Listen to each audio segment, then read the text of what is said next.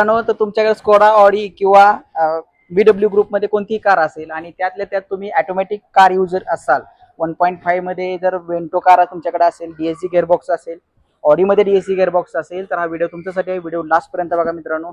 जास्त करून स्कोडामध्ये ऑटोमॅटिक कारमध्ये भरपूर टाईममध्ये म्हणजे मेंटेनन्स म्हणलं तर जास्तीत जास्त टाइम मेंटेनन्स तुम्हाला ऑटोमॅटिक क्लचचा येतो किंवा प्लायव्हीलचा नॉईज येतो किंवा क्लच प्लेट खराब होतात, असे मेंटेनन्स तुम्हाला वारंवार येत राहतात. आज आपण वेंटो कारवरती, ऑटोमॅटिक कारवरती फ्लायव्हीलच्या नॉईज साठी आपण काम करतोय. आपण गिअरबॉक्स डिसमेंटल केलेला आहे, तुम्ही बघू शकता. तर ह्याच्यामध्ये DSG गिअरबॉक्समध्ये फ्लायव्हीलचा आवाज येतो. जास्त करून हे फ्लायव्हील खराब होतं, तुम्ही बघू शकता. ह्याच्यामध्ये गॅप आलेला आहे. तर हे हे बघा, हा जो प्ले आहे हा प्ले नको आहे, म्हणजे हे फ्लायव्हील खराब झालेलं आहे. टॉर्क ट्रान्समिट करताना तो नॉईज करत होता. अशा प्रकारे एवढ्या मोठ्या प्रमाणात नॉईज करत होता की आतमध्ये काहीतरी असं तुटल्यासारखं फील होत होतं कस्टमरला. त्याच्यामुळे आपल्याला पूर्णपणे गिअरबॉक्स डिसमेंटल करावा लागतो. त्याचबरोबर आपण गाडीचा क्लच प्लेट, जो मल्टी क्लच असतो ह्या ठिकाणी, तो क्लच प्लेट पण चेक करणार आहे.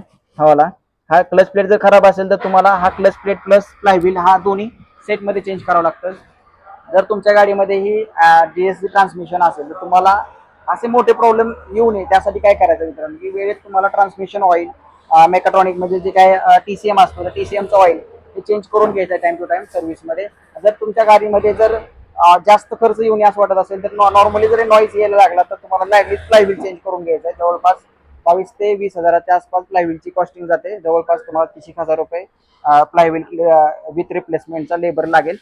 तर मित्रांनो, वेळेत तुम्ही हे काम करून घ्या, जेणेकरून तुमचा मल्टी क्लच जो आहे तो खराब होणार नाही. जवळपास हे चेंज करायचं म्हणलं तर 50 ते 60,000 तुम्हाला DSG गिअरबॉक्सचा मेंटेनन्स येऊ शकतो. व्हिडिओ आवडला असेल तर तुमच्या मित्रांसोबत शेअर करा आणि पेजला फॉलो करायला विसरू नका.